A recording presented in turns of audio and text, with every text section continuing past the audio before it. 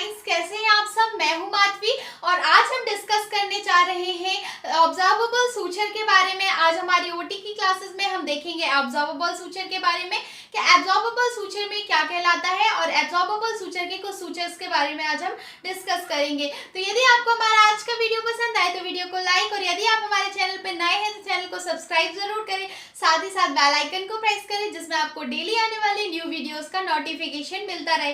तो चलिए स्टार्ट करते हैं और जानते हैं हम एब्जॉर्बेबल सूचर। तो एब्जॉर्बेबल सूचर क्या है? तो एब्जॉर्बेबल सूचर ऐसा सूचर है जो ऑटोमेटिक एब्जॉर्ब हो जाता है, उसे ही हम एब्जॉर्बेबल सूचर कहते हैं। अब स्टूडेंट, सूचर बना कैसे होता है? तो जो सूचर का स्ट्रक्चर होता है वो एक निडल और एक थ्रेड से मिलकर बना होता है। तो पहले भी हमने कई एब्जॉर्बेबल सूचर देखे हैं और हमने बहुत ही आसान भाषा में समझा है। तो चलिए आज फिर समझते हैं हम एक नए सूचर के बारे में। तो आज हम बात करेंगे स्टूडेंट डेक्सोन। डेक्सोन एक एब्जॉर्बेबल सूचर है जिसका यूज सर्जरी के दौरान किया जाता है या सूचरिंग में किया जाता है। तो देखिए स्टूडेंट, सबसे पहले हम डेक्सोन की सोर्स की बात करते हैं। तो ये जो डेक्सोन है इसे सिंथेटिक तरीके से बनाया जाता है या सिंथेटिक तरीके से हम तक प्राप्त किया जाता है। अब सिंथेटिक क्या है? तो सिंथेटिक है कृत्रिम रूप से बनाया गया या रासायनिक क्रियाओं द्वारा बनाया गया सूचर। अब हम देख लेते हैं स्टूडेंट इसके कॉम्पोजिशन के बारे में कि आखिर इसके रासायनिक संगठन मतलब ये किससे बना हुआ होता है। तो स्टूडेंट ये ग्लाइकोलाइड अणु से बना होमोपोलीमर होता है। मतलब ये जो डेक्सोन होता है ये किससे बना होता है? ग्लाइकोलाइड अणु से पॉलीमर होता है। अब हम देखते हैं स्टूडेंट इसके स्ट्रैंड स्ट्रक्चर के बारे में, इसके धागे की रचना के बारे में।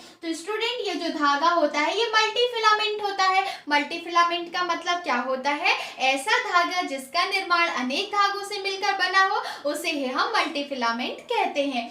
अब हम देखते हैं स्टूडेंट इसके एब्जॉर्प्शन के पीरियड के बारे में कि आखिर ये सूचर कितने दिन में एब्जॉर्ब हो जाता है।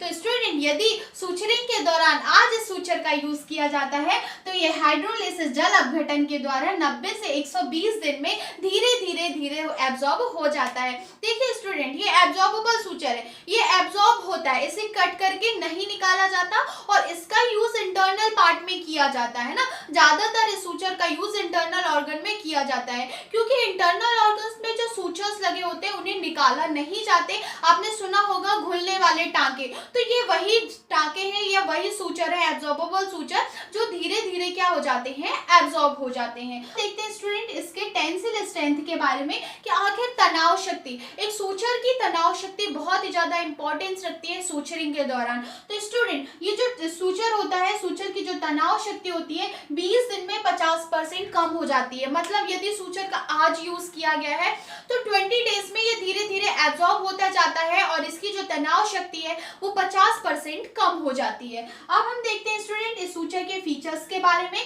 कि आखिर इस सूचर्स की क्या क्या विशेषताएं हैं। तो देखिए स्टूडेंट ये जो सूचर है ये कंप्लीटली एब्जॉर्ब हो जाता है। मतलब यदि हम इस सूचर का यूज करते हैं तो ये पूरे तरीके से धीरे धीरे करके एब्जॉर्ब हो जाता है और जब टिश्यू आपस में जुड़ जाते हैं और ये धीरे धीरे एब्जॉर्ब हो जाता है। अब हम देखते हैं स्टूडेंट ये कैसा है? सुरक्षित है और इसका टिश्यू रिएक्शन नहीं देखा जाता। मतलब यदि हम इस सूचर का यूज करते हैं तो हमारी बॉडी के टिश्यू में इसका रिएक्शन नहीं देखा जाता, जो बहुत ही इंपॉर्टेंट होता है क्योंकि यदि टिश्यू रिएक्शन हो जाता है तो बॉडी पार्ट इन्फेक्टेड हो जाता है। तो सबसे अच्छे जो सूचर की विशेषताएं होती है वो ये होती है कि उसमें टिश्यू रिएक्शन ना हो। ठीक है स्टूडेंट। अब हम देखते हैं स्टूडेंट इसकी अवेलेबिलिटी के बारे में। तो अब अवेलेबिलिटी क्या है, उपलब्धता क्या है? तो देखिए स्टूडेंट जब भी कोई सूचर हम तक अवेलेबल होता है तो उसे स्टरलाइज कर तक हम तक पहुंचाया। स्टरलाइज मतलब क्या कहलाता है? तो देखिए स्टूडेंट इस सूचर का यूज किस में करते हैं? हम बॉडी के इंटरनल पार्ट में करते हैं। तो यदि इस सूचर में बैक्टीरिया वायरस होंगे तो बॉडी पार्ट में इन्फेक्शन हो सकता है। तो ये सूचर जब बनता है तो उसे स्टरलाइज पॉलिथीन में पैक करके इथाइलिन ऑक्साइड एक गैस होती है उसके द्वारा स्टरलाइज किया जाता है। मतलब बैक्टीरिया वायरस को किल किया जाता है, फिर हम तक ये सूचर पहुंचाया जाता है। अब हम देखते हैं स्टूडेंट इसके यूज के बारे में। तो स्टूडेंट ये एक एब्जॉर्बेबल सूचर है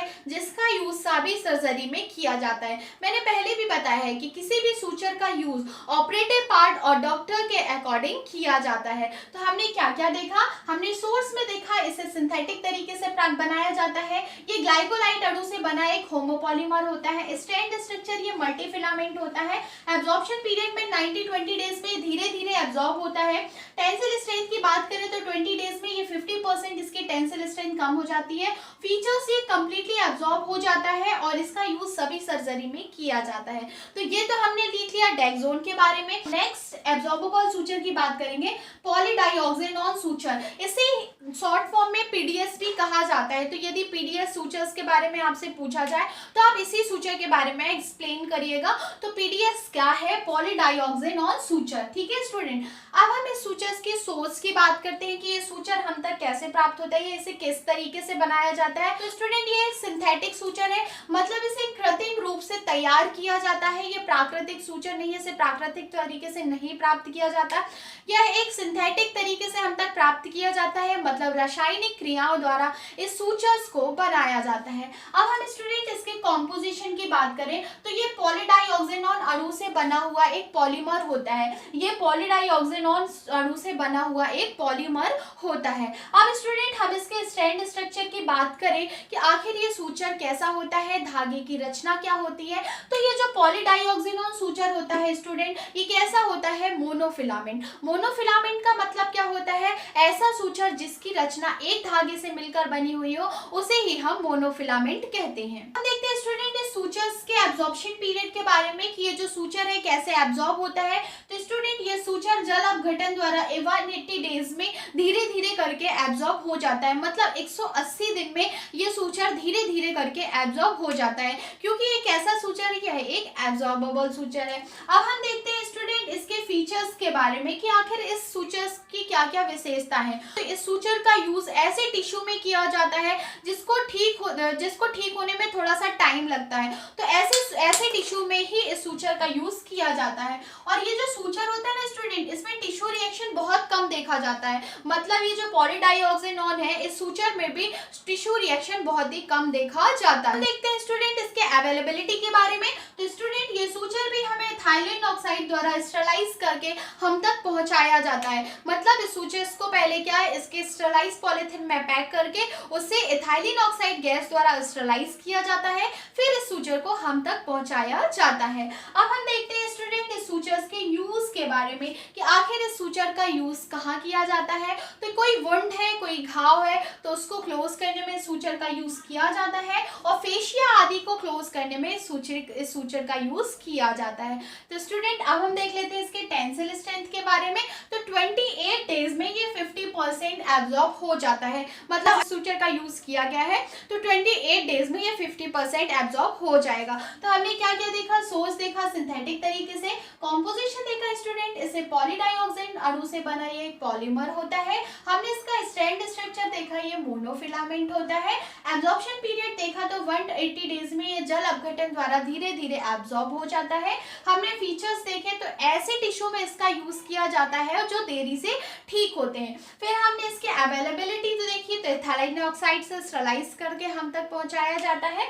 और हमने इसके टेंसिल स्ट्रेंथ की बात की तो 20 डेज में यह 50% धीरे धीरे एब्जॉर्ब हो जाता है। स्टूडेंट आज की क्लास में हमने डिस्कस किया डेक्सोन और पॉलीडाइऑक्सिनोन सूचर्स के बारे में। तो उम्मीद है आपको आज की हमारी क्लास समझ में आई होगी। आज की हमारी क्लास यहीं तक। Thank you.